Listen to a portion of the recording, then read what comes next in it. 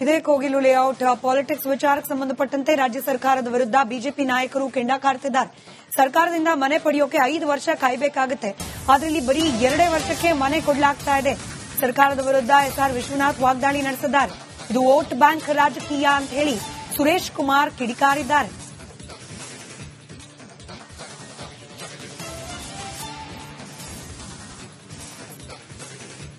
ಕೂಡ ವೇಣುಗೋಪಾಲ್ ಈ ರೀತಿ ಹೇಳೋದಕ್ಕೆ ಒಂದು ಬಲವಾದ ಕಾರಣ ಅಂತಂದ್ರೆ ಈ ಒಟ್ಟು ಕೋಗಿಲು ದೃಷ್ಟಿಯಿಂದ ತಗೊಳ್ತಾ ಇರೋ ಕ್ರಮ ಕೇರಳ ಚುನಾವಣಾ ಅನುಕಂಪದ ಆಧಾರಿತ ಕ್ರಮ. ಕೇರಳದಲ್ಲಿ ಚುನಾವಣೆ ನಡೀತಾ ಇದೆ, ಅದರಲ್ಲಿ ನಮಗೆ ಮಹತ್ವ ಸಿಗಬೇಕು ಅಂತ ಪಿನರಾಯಿ ವಿಜಯನ್ ಕೂಡ ಮಾತಾಡ್ತಾರೆ, ಇತ್ತ ಕಡೆ ವೇಣುಗೋಪಾಲ್ ಮಾತಾಡ್ತಾರೆ. ಇದನ್ನ ಕಾಂಪಿಟೇಟಿವ್ ಪಾಲಿಟಿಕ್ಸ್ ಅಂತ ಕರಿತೀವಿ.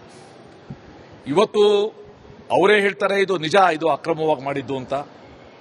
ಮತ್ತೆ ಸರ್ಕಾರ ಮತ್ತೆ ಡಿ ಕೆ ಶಿವಕುಮಾರ್ ಎಲ್ಲರೂ ಹೇಳಿದ್ದಾರೆ ಅಲ್ಲಿ ಕಸ ಹಾಕೋಕ್ಕೋಸ್ಕರ ನಮ್ಮ ಅನ್ಯೂಸ್ಡ್ ಕ್ವಾರಿನ ನಾವು ಕೊಟ್ಟಿದ್ವದು, ಅದು ಬಹಳ ಅಗತ್ಯ ಇತ್ತು ಅಂತ ಇವತ್ತು ತೆಗೆದಾಕಿದ್ದಾರೆ. ಮತ್ತೆ ಅದರಲ್ಲಿ ಎಷ್ಟು ಜನ ನಿಜವಾಗ್ಲೂ ಅವರು ಹೇಳ್ತಾರೆ 15-20 ವರ್ಷದಿಂದ ಇದ್ದಾರೆ ಅನ್ನೋದೊಂದು ಪ್ರಶ್ನೆ. ಅದ್ಯಾವುದು ಕೂಡ ಗಣನೆಗೆ ತಗೊಳ್ದೇನೆ ನಾವು ಇವ್ರಿಗೆಲ್ಲ ಮನೆ ಕೊಡ್ತೀವಿ ಅಂತ ಹೇಳಿರೋದು ಇದು ಕಾಂಗ್ರೆಸ್ ನಾಯಕತ್ವನ ತುಷ್ಟೀಕರಣ ಮಾಡಕ್ ಹೋಗ್ತಾ ಇರುವ ಸರ್ಕಾರದ ನೀತಿ. ಇದರಿಂದ ನಿಜಕ್ಕೂ ಕರ್ನಾಟಕದಲ್ಲಿ ಕರ್ನಾಟಕ ಜನ ಯಾರು ನೈಜವಾಗಿ ಸಂತ್ರಸ್ತರಾಗಿದ್ದಾರೆ ಅವ್ರಿಗೆ ಕೊಡದೇ ಇರುವ ಮನ್ನಣೆನ, ಕರ್ನಾಟಕದ ಸಂತ್ರಸ್ತರಿಗೆ ಕಣ್ಣಿಗೆ ಸುಣ್ಣ, ಕೇರಳ ಮೂಲದವರಿಗೆ ಬೆಣ್ಣೆ, ಇದು ಈ ಸರ್ಕಾರದ ಕಾಂಗ್ರೆಸ್ ಪಕ್ಷದ ನೀತಿ. ಇದು ನಾನು ಮೊದಲೇ ಹೇಳ್ದಂಗೆ ಇದು ಕೇವಲ ವೋಟ್ ಬ್ಯಾಂಕ್ ರಾಜಕಾರಣಕ್ಕೋಸ್ಕರ ಕೇರಳ ಚುನಾವಣೆಯಲ್ಲಿ ಅನುಕೂಲ ಆಗಲಿ ಅನ್ನೋಕ್ಕೋಸ್ಕರ ಮಾಡ್ತಾ ಇರೋದು. ಇದು ನ್ಯಾಯಯುತ ಹೆಜ್ಜೆ ಇಲ್ಲ. ಒಂದು ಅಕ್ರಮವನ್ನ ಈ ರೀತಿ ಸಕ್ರಮ ಮಾಡೋದು ಕೂಡ ಸರ್ಕಾರದ ಅಕ್ರಮ ನೀತಿ ಅಂತ ಹೇಳಕ್ ಇಷ್ಟಪಡ್ತೀನಿ. ಇದು ಸಹಜವಾಗಿ ಒಂದು ಸಂಖ್ಯೆ ಜಾಸ್ತಿ ಆಗಿದೆ ಅಥವಾ ಇವರೇ ಸಂಖ್ಯೆ ಜಾಸ್ತಿ ಮಾಡಿಸ್ತಾ ಇದ್ದಾರೆ.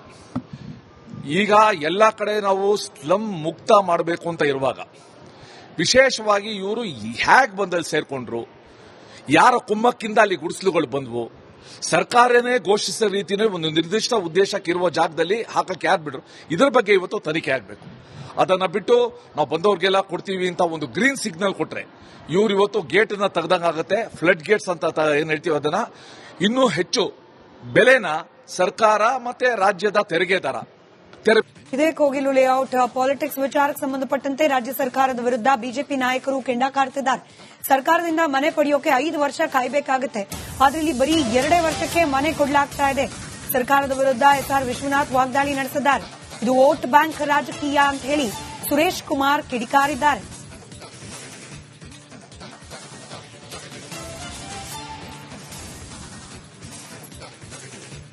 ಕೂಡ ವೇಣುಗೋಪಾಲ್ ಈ ರೀತಿ ಹೇಳೋದಕ್ಕೆ ಒಂದು ಬಲವಾದ ಕಾರಣ ಅಂತಂದ್ರೆ ಈ ಒಟ್ಟು ಕೋಗಿಲು ದೃಷ್ಟಿಯಿಂದ ತಗೊಳ್ತಾ ಇರೋ ಕ್ರಮ ಕೇರಳ ಚುನಾವಣಾ ಅನುಕಂಪದ ಆಧಾರಿತ ಕ್ರಮ.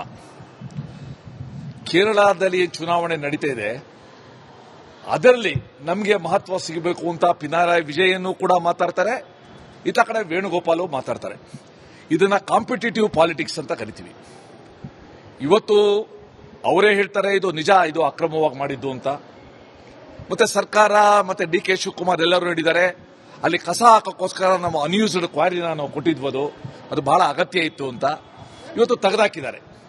ಮತ್ತೆ ಅದರಲ್ಲಿ ಎಷ್ಟು ಜನ ನಿಜವಾಗ್ಲೂ ಅವರು ಹೇಳ್ತಾರೆ 15-20 ವರ್ಷದಿಂದ ಇದ್ದಾರೆ ಅನ್ನೋದೊಂದು ಪ್ರಶ್ನೆ.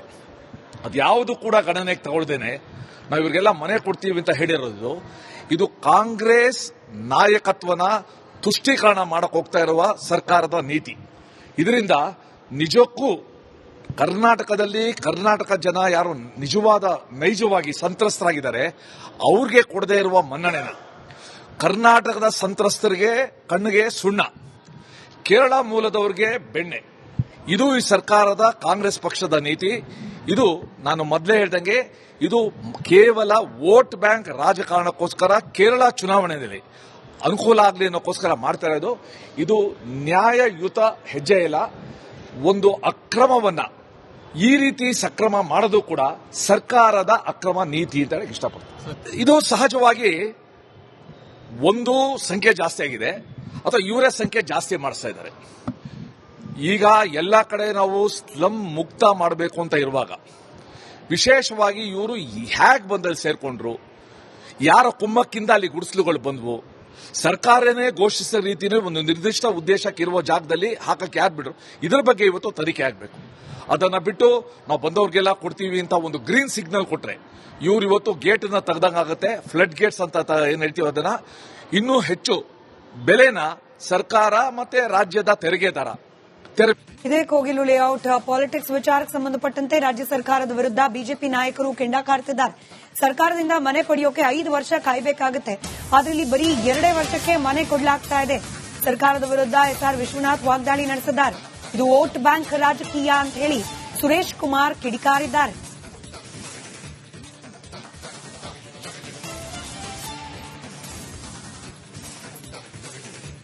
ಕೂಡ ಅಲ್ಲ, ವೇಣುಗೋಪಾಲ್ ಈ ರೀತಿ ಹೇಳೋದಕ್ಕೆ ಒಂದು ಬಲವಾದ ಕಾರಣ ಅಂತಂದ್ರೆ ಈ ಒಟ್ಟು ಕೋಗಿಲು ದೃಷ್ಟಿಯಿಂದ ತಗೊಳ್ತಾ ಇರೋ ಕ್ರಮ ಕೇರಳ ಚುನಾವಣಾ ಅನುಕಂಪದ ಆಧಾರಿತ ಕ್ರಮ. ಕೇರಳದಲ್ಲಿ ಏನು ಚುನಾವಣೆ ನಡೀತಾ ಇದೆ ಅದರಲ್ಲಿ ನಮಗೆ ಮಹತ್ವ ಸಿಗಬೇಕು ಅಂತ ಪಿನಾರಾಯ್ ವಿಜಯನ್ ಕೂಡ ಮಾತಾಡ್ತಾರೆ, ಇತ್ತ ಕಡೆ ವೇಣುಗೋಪಾಲ್ ಮಾತಾಡ್ತಾರೆ. ಇದನ್ನ ಕಾಂಪಿಟೇಟಿವ್ ಪಾಲಿಟಿಕ್ಸ್ ಅಂತ ಕರಿತೀವಿ. ಇವತ್ತು ಅವರೇ ಹೇಳ್ತಾರೆ ಇದು ನಿಜ, ಇದು ಅಕ್ರಮವಾಗಿ ಮಾಡಿದ್ದು ಅಂತ. ಮತ್ತೆ ಸರ್ಕಾರ ಮತ್ತೆ ಡಿ ಕೆ ಶಿವಕುಮಾರ್ ಎಲ್ಲರೂ ಹೇಳಿದ್ದಾರೆ ಅಲ್ಲಿ ಕಸ ಹಾಕೋಕ್ಕೋಸ್ಕರ ನಮ್ಮ ಅನ್ಯೂಸ್ಡ್ ಕ್ವಾರಿನ ನಾವು ಕೊಟ್ಟಿದ್ವದು, ಅದು ಬಹಳ ಅಗತ್ಯ ಇತ್ತು ಅಂತ ಇವತ್ತು ತೆಗೆದಾಕಿದ್ದಾರೆ. ಮತ್ತೆ ಅದರಲ್ಲಿ ಎಷ್ಟು ಜನ ನಿಜವಾಗ್ಲೂ ಅವರು ಹೇಳ್ತಾರೆ 15-20 ವರ್ಷದಿಂದ ಇದ್ದಾರೆ ಅನ್ನೋದೊಂದು ಪ್ರಶ್ನೆ. ಅದ್ಯಾವುದು ಕೂಡ ಗಣನೆಗೆ ತಗೊಳ್ದೇನೆ ನಾವು ಇವ್ರಿಗೆಲ್ಲ ಮನೆ ಕೊಡ್ತೀವಿ ಅಂತ ಹೇಳಿರೋದು ಇದು ಕಾಂಗ್ರೆಸ್ ನಾಯಕತ್ವನ ತುಷ್ಟೀಕರಣ ಮಾಡಕ್ ಹೋಗ್ತಾ ಇರುವ ಸರ್ಕಾರದ ನೀತಿ. ಇದರಿಂದ ನಿಜಕ್ಕೂ ಕರ್ನಾಟಕದಲ್ಲಿ ಕರ್ನಾಟಕ ಜನ ಯಾರು ನೈಜವಾಗಿ ಸಂತ್ರಸ್ತರಾಗಿದ್ದಾರೆ ಅವ್ರಿಗೆ ಕೊಡದೇ ಇರುವ ಮನ್ನಣೆನ ಕರ್ನಾಟಕದ ಸಂತ್ರಸ್ತರಿಗೆ ಕಣ್ಣಿಗೆ ಸುಣ್ಣ, ಕೇರಳ ಮೂಲದವರಿಗೆ ಬೆಣ್ಣೆ. ಇದು ಈ ಸರ್ಕಾರದ ಕಾಂಗ್ರೆಸ್ ಪಕ್ಷದ ನೀತಿ. ಇದು ನಾನು ಮೊದಲೇ ಹೇಳ್ದಂಗೆ ಇದು ಕೇವಲ ವೋಟ್ ಬ್ಯಾಂಕ್ ರಾಜಕಾರಣಕ್ಕೋಸ್ಕರ ಕೇರಳ ಚುನಾವಣೆಯಲ್ಲಿ ಅನುಕೂಲ ಆಗಲಿ ಅನ್ನೋಕ್ಕೋಸ್ಕರ ಮಾಡ್ತಾ ಇರೋದು. ಇದು ನ್ಯಾಯಯುತ ಹೆಜ್ಜೆ ಇಲ್ಲ. ಒಂದು ಅಕ್ರಮವನ್ನ ಈ ರೀತಿ ಸಕ್ರಮ ಮಾಡೋದು ಕೂಡ ಸರ್ಕಾರದ ಅಕ್ರಮ ನೀತಿ ಅಂತ ಹೇಳಕ್ ಇಷ್ಟಪಡ್ತೀನಿ. ಇದು ಸಹಜವಾಗಿ ಒಂದು ಸಂಖ್ಯೆ ಜಾಸ್ತಿ ಆಗಿದೆ ಅಥವಾ ಇವರೇ ಸಂಖ್ಯೆ ಜಾಸ್ತಿ ಮಾಡಿಸ್ತಾ ಇದ್ದಾರೆ. ಈಗ ಎಲ್ಲ ಕಡೆ ನಾವು ಸ್ಲಂ ಮುಕ್ತ ಮಾಡಬೇಕು ಅಂತ ಇರುವಾಗ ವಿಶೇಷವಾಗಿ ಇವರು ಹ್ಯಾಗ್ ಬಂದಲ್ಲಿ ಸೇರ್ಕೊಂಡ್ರು, ಯಾರ ಕುಮ್ಮಕ್ಕಿಂದ ಅಲ್ಲಿ ಗುಡಿಸಲುಗಳು ಬಂದವು, ಸರ್ಕಾರನೇ ಘೋಷಿಸಿದ ರೀತಿಯಲ್ಲಿ ಒಂದು ನಿರ್ದಿಷ್ಟ ಉದ್ದೇಶಕ್ಕೆ ಇರುವ ಜಾಗದಲ್ಲಿ ಹಾಕಕ್ಕೆ ಯಾರು ಬಿಡ್ರು, ಇದರ ಬಗ್ಗೆ ಇವತ್ತು ತನಿಖೆ ಆಗಬೇಕು. ಅದನ್ನ ಬಿಟ್ಟು ನಾವು ಬಂದವ್ರಿಗೆಲ್ಲ ಕೊಡ್ತೀವಿ ಅಂತ ಒಂದು ಗ್ರೀನ್ ಸಿಗ್ನಲ್ ಕೊಟ್ರೆ ಇವ್ರು ಇವತ್ತು ಗೇಟ್ ಅನ್ನ ತೆಗೆದಂಗಾಗುತ್ತೆ. ಫ್ಲಡ್ ಗೇಟ್ಸ್ ಅಂತ ಏನ್ ಹೇಳ್ತೀವಿ ಅದನ್ನ ಇನ್ನೂ ಹೆಚ್ಚು ಬೆಲೆನ ಸರ್ಕಾರ ಮತ್ತೆ ರಾಜ್ಯದ ತೆರಿಗೆದಾರ